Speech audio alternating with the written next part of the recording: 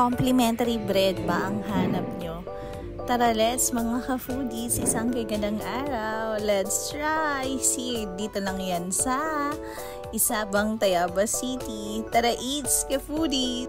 Yes! Complimentary. Akala ko nga nasa Texas Roadhouse ako. And yes! Service deluxe. Sobrang accommodating ng kanilang waiters.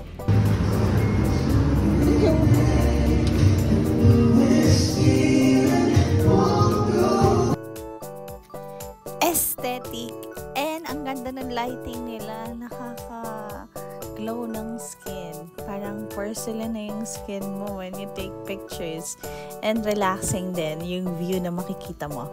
This is their temporary menu, wide yung selection. I-post nyo na lang for the details.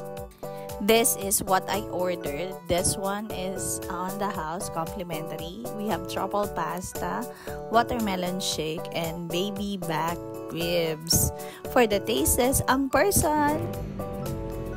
For the bread, crispy crust sa labas, pero hindi naman kasing tigas ng croutons. And then, kapag hindi mo siya nilagay sa dip, blunt yung lasa, but the balsamic and the olive oil balances well and gives it a sour kick and a bit of umami.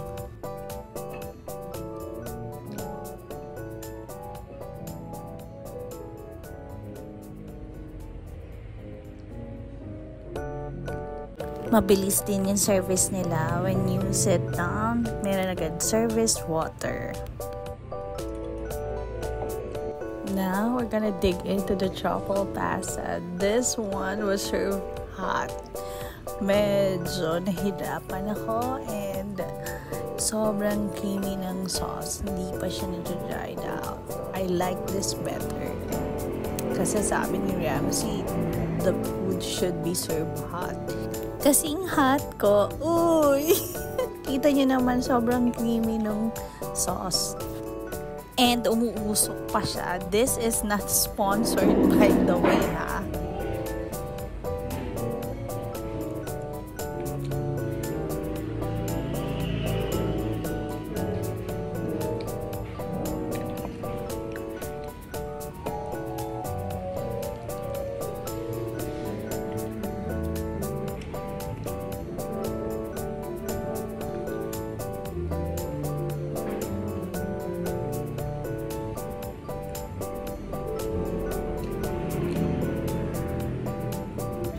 Now we're trying in the watermelon shake. Fresh watermelon siya. I like it. Inubos ko talaga siya.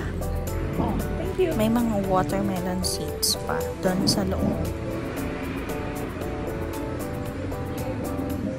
And this is my view habang kumakain. Nakaka-relax.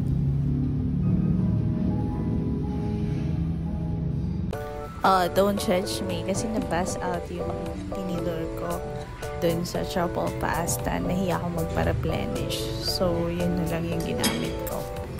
Then, aside from that, I wanted my nuggets. So, yun. For the baby back ribs, pull off the bones and hickory sauce nila yung distinct with the baby back. Although medyo leaning na pupunta sa akin, mas gusto ko yung medyo may konting taba. Medyo boring yung kanilang mixed veggies, malungkot. Parang steamed lang siya, walang hint ng butter. All in all, okay naman siya. Good yung portion and then yung taste. Medyo nalungkot lang ako dun sa mixed veggies. So, that would be all.